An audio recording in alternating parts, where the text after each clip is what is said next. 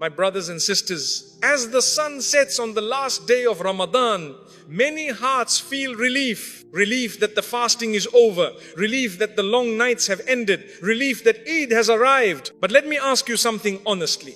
What if the most dangerous moment of your entire Ramadan is the night before Eid?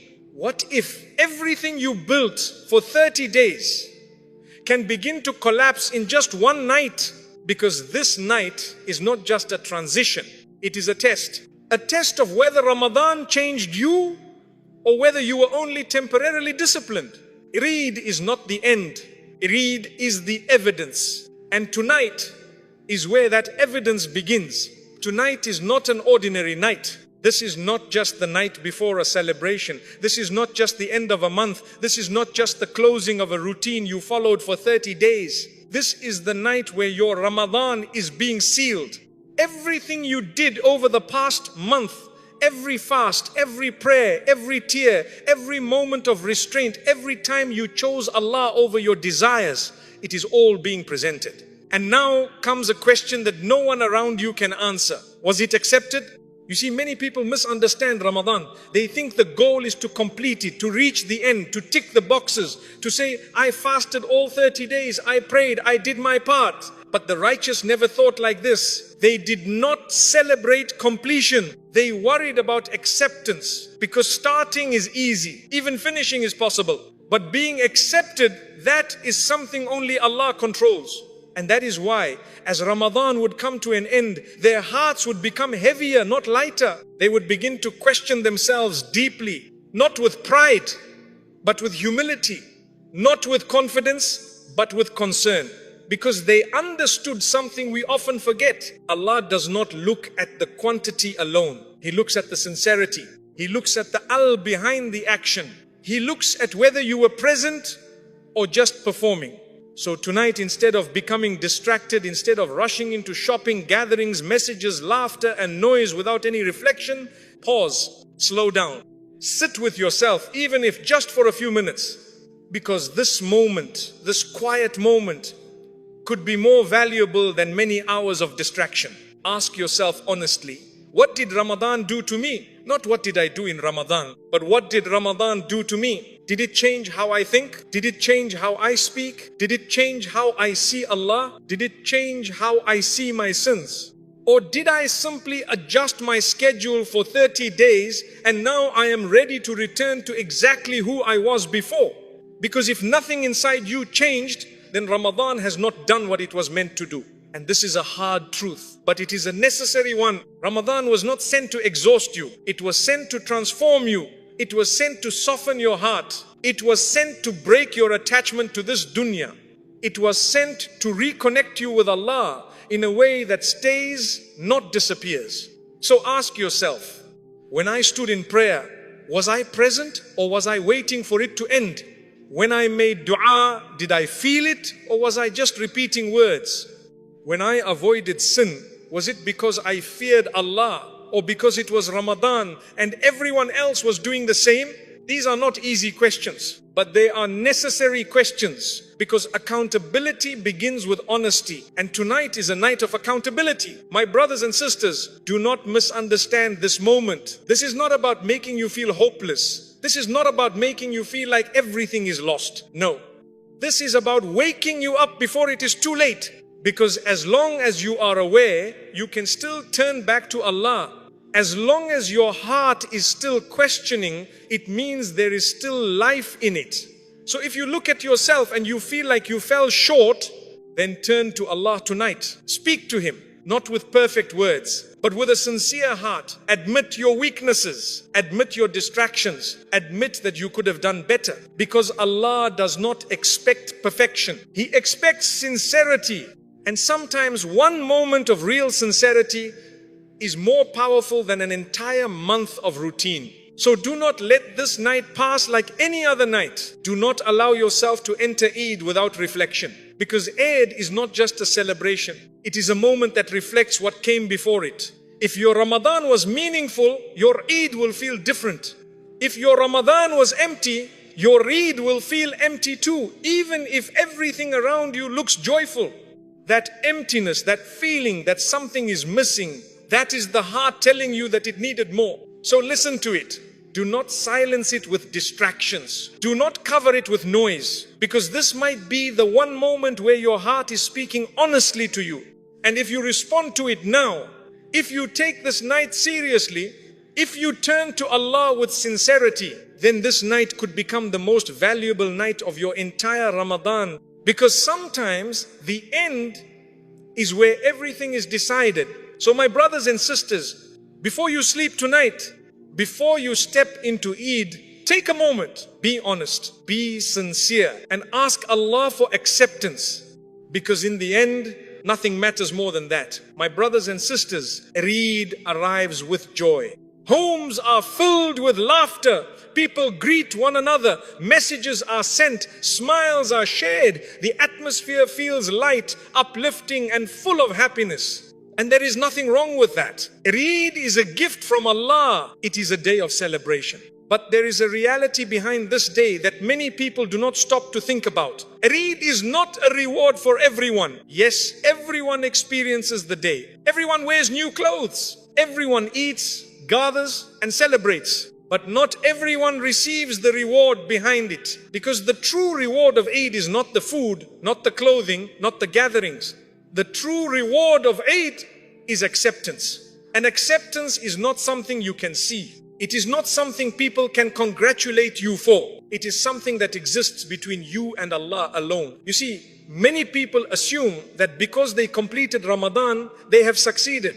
They think, I fasted, I prayed, I stayed away from food and drink, so now Eid is my reward. But listen carefully. Completion is not success. Acceptance is success. There were people before us from the righteous who would complete Ramadan, and instead of celebrating immediately, they would cry. Not because they were sad that Ramadan ended, but because they were afraid. Afraid that their efforts were not accepted. Afraid that they stood, fasted and worshipped, but it did not reach Allah in the way they hoped. And this fear was not weakness. It was awareness. They understood who Allah is. They understood the weight of Ibadat. They understood that even a small naqs in sincerity can affect the outcome. So while we prepare for Eid with excitement, they prepared for Eid with reflection. They asked themselves, did I truly fast or did I just stay hungry? Did I truly pray or did I just move my body? Did I truly remember Allah or did I just repeat words? Because ibadat without presence can become habits, and habits without sincerity can become empty. My brothers and sisters, do not misunderstand this. This is not meant to remove your joy. Islam does not teach us to be miserable. Eid is a day of happiness, but it is a happiness that comes from something deeper. A happiness that comes from knowing, or at least hoping, that Allah accepted your efforts. And that kind of happiness is different. It is not loud. It is not shallow. It is calm. It is grateful. It is humble, because you know that you did not earn it on your own.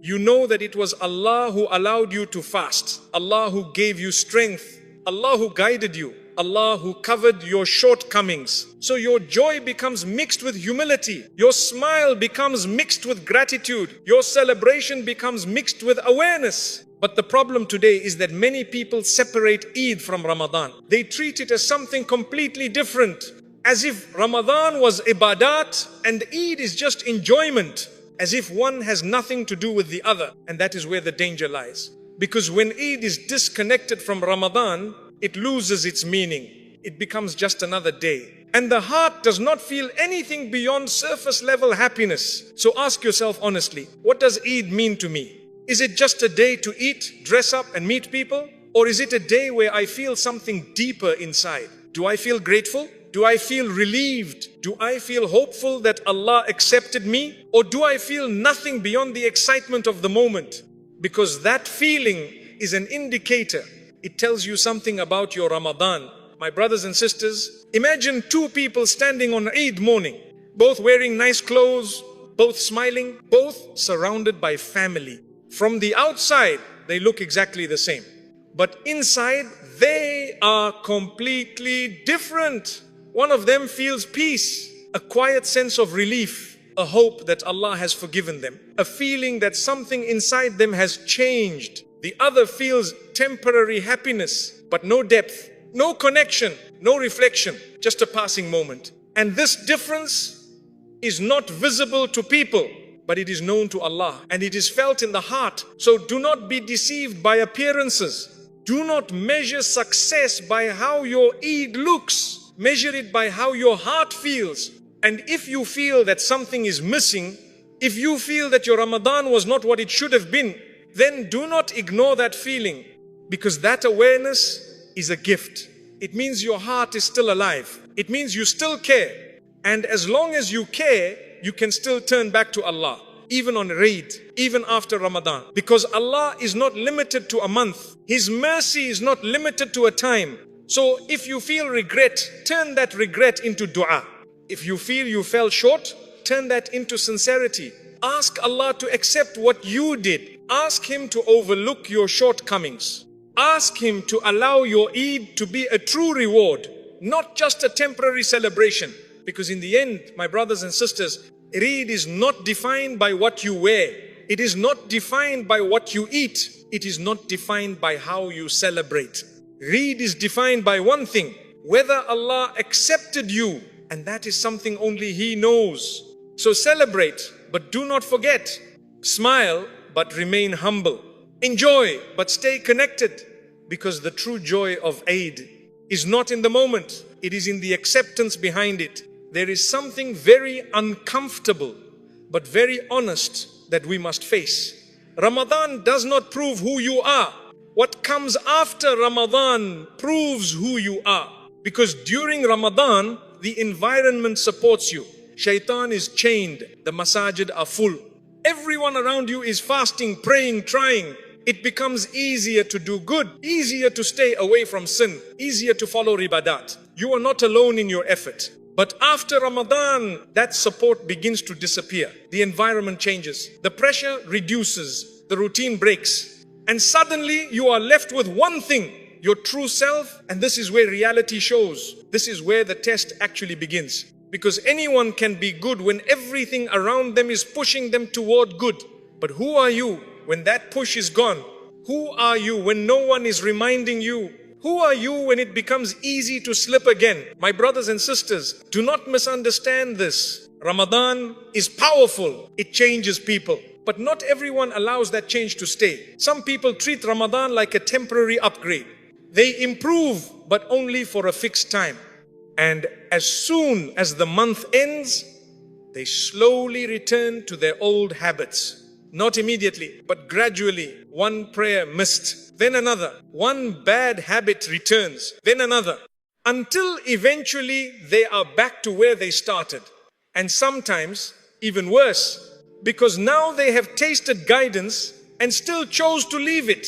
And this is a dangerous place to be, because the heart becomes harder, the guilt becomes weaker, the awareness fades, and sin begins to feel normal again. That is why the scholars used to say, the worst sign of a rejected deed is that it is followed by disobedience. And the best sign of an accepted deed is that it is followed by obedience. So look at your life after Ramadan, not your intentions, not your plans. Your actions, are you still holding on to something? Are you still protecting your salah? Are you still making time for Quran? Are you still conscious of your speech, your eyes, your behavior? Or have you already started letting things go? Because this is not about perfection. No one expects you to maintain the exact same level as Ramadan. That is not realistic. But a complete drop is a warning. It means Ramadan did not settle in your heart. It only passed through your routine. My brothers and sisters, let me make this simple. If Ramadan was real for you, it will leave traces. It will leave something behind. Maybe you are not praying long nights anymore, but you still protect your 5 daily prayers. Maybe you are not reading large portions of Quran, but you still read something regularly.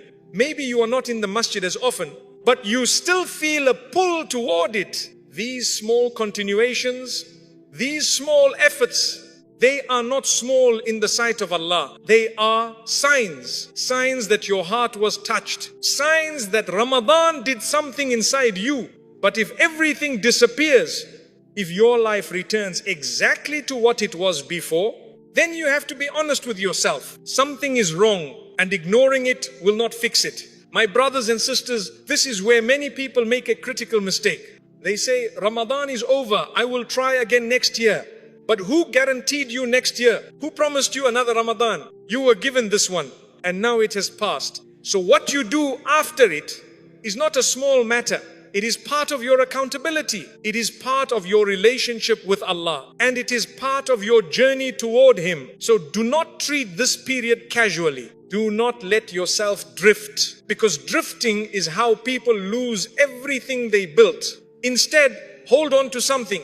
Even if it feels small. Even if it feels insignificant. Because consistency is not about doing everything. It is about not leaving everything. And Allah loves consistency, even if it is little, even if it is quiet, even if no one sees it. So choose something you will not leave. Choose something you will protect and hold on to it no matter what. Because that one thing could be the thread that keeps you connected to Ramadan. My brothers and sisters, at the end of the day, your Ramadan is not judged by how it started. It is not even judged by how it ended. It is judged by what it produced in you. Did it create a new version of you, or did it just interrupt the old one? And that answer will become clear, not in Ramadan, but after it. So watch yourself carefully. Be honest with yourself and do not be deceived by a temporary effort, because the true success of Ramadan is not in the month itself. It is in what remains long after it is gone. My brothers and sisters, one of the most dangerous thoughts that can enter the mind at the end of Ramadan is this: I'm done. Done with fasting, done with the effort, done with the discipline, done with pushing yourself. And now it's time to relax. But listen carefully. This thought is not harmless. It is a trap. Because the moment you believe the journey is over, you begin to disconnect from everything Ramadan was trying to build inside you. You begin to lower your guard. You begin to let things slide. You begin to return slowly, quietly, back to the version of yourself you were before. And you don't even realize it at first. It feels small. It feels normal. It feels like you're just taking a break. But that break becomes distance. And that distance becomes disconnection. My brothers and sisters, Ramadan was never meant to be the destination. It was never meant to be a box you check once a year. It was a training ground, a period of intense discipline designed to reshape you, to show you what you are capable of, to prove to you that you can control your desires, to remind you that you can live with less and still be strong.